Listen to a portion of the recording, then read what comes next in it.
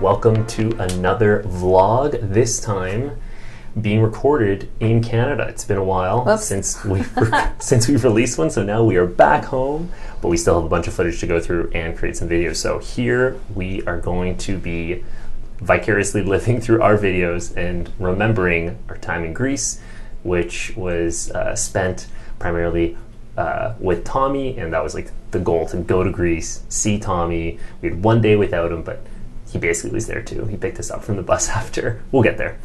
And so remembering Greece and what a great time we had there. Question for you, Sam, is between the various cities we visited, so I'm going to call that Athens, obviously Nafplio, and then quote unquote Sagkas, which is not really a city, but we're going to keep it in the options because that's where we spent a lot of time. Between those three, which was your favorite? It has to be Sagkas. Like, it has to be. You can't go there and not pick that. I mean, it's a village, not a city, to Will's point.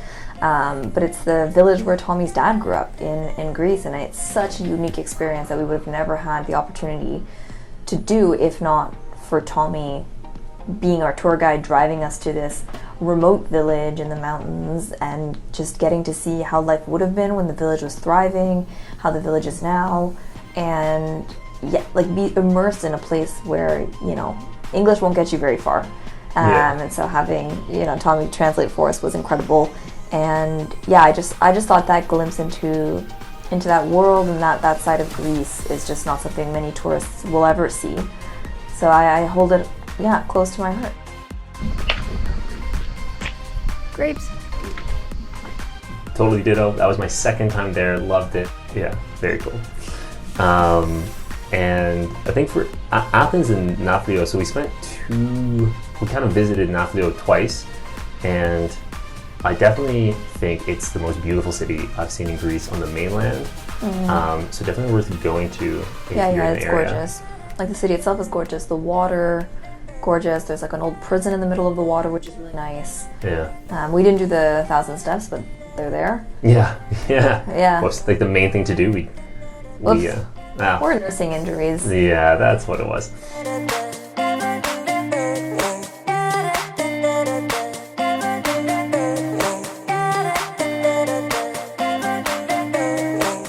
Get better. Give us Greek. Next question. What surprised you about the hike that we did through the Peloponnese? Well, obviously the monasteries surprised me. But I think other than those hidden monasteries, which were obviously the highlight of the hike, was that it was like boiling in Greece at the time, but there was actually a lot of shade in the valley where we were hiking, which was very necessary. But you'll see from the footage that Tommy and Will, that were carrying the bag, have very sweaty backs because it was quite warm that day. But yeah, obviously the monastery is hidden in the rock. And then you're like, maybe a hike in this area, and then boom, we're at the secret school.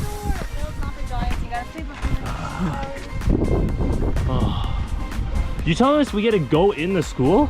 I've written about it also in the blog, and there's some really cool pictures, but like how it's still holding on and it's just kind of free to visit. It's beautiful. It's incredible. I love that we didn't have that as like an end destination in mind. No one had Googled this hike. Yeah, as we were getting close to it, we like almost missed it. Like, we just happened to see it because we happened to have a water break. Yeah, true. In an area where I was on a high enough perch that I randomly saw it, and then had to call Sam and Tommy up to where I was on the trail. Be like, "Do you guys see?" Yeah, because we were about to turn that around. Random building, and then we kept going. Yeah. So glad we did. Yeah, that was lucky, and definitely the highlight. And if you're ever in the area doing that hike, well worth checking out. Absolutely. Yeah, it's a must. As Will did mention that so that was in the Peloponnese, and then we went back to Athens for our last day, and we obviously did the Acropolis because you have to, and I had never done it. So we spent a day doing that in the museum, and we did a free audio tour while we were in the Acropolis, and we learned some fun facts. So Will, why don't you share with the listeners what we learned?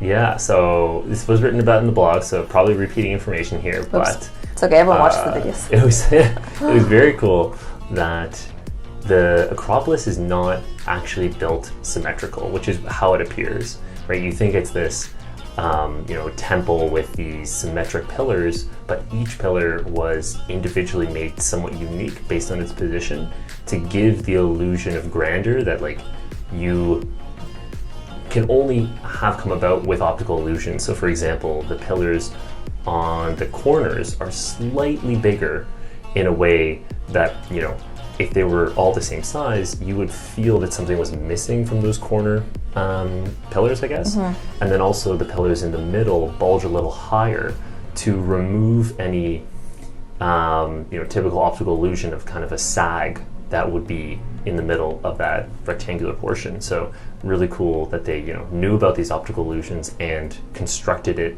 I would say perfectly, where you don't notice them, but you do feel that there is something epic about the Acropolis in a way that, once you learn about these facts, you're like, oh. Well, the Parthenon specifically. Yeah, sorry, thank you. Yeah, the Parthenon. But yeah, we had an amazing time, and I think we have to have a shout out to Bill and Mary for welcoming us into not just one of their homes, but two of their homes. Yeah. The village being the other one. Yeah. It was just incredible to see Greece through their eyes, and obviously Tommy being an incredible host. Like, it was just... Oh, it was so lovely just being able to land. He picked us up, and then, from there, every, day and was just planned with, honestly, the perfect itinerary. So, made Greece a lovely pit stop in our European travels. Yeah, big thank you.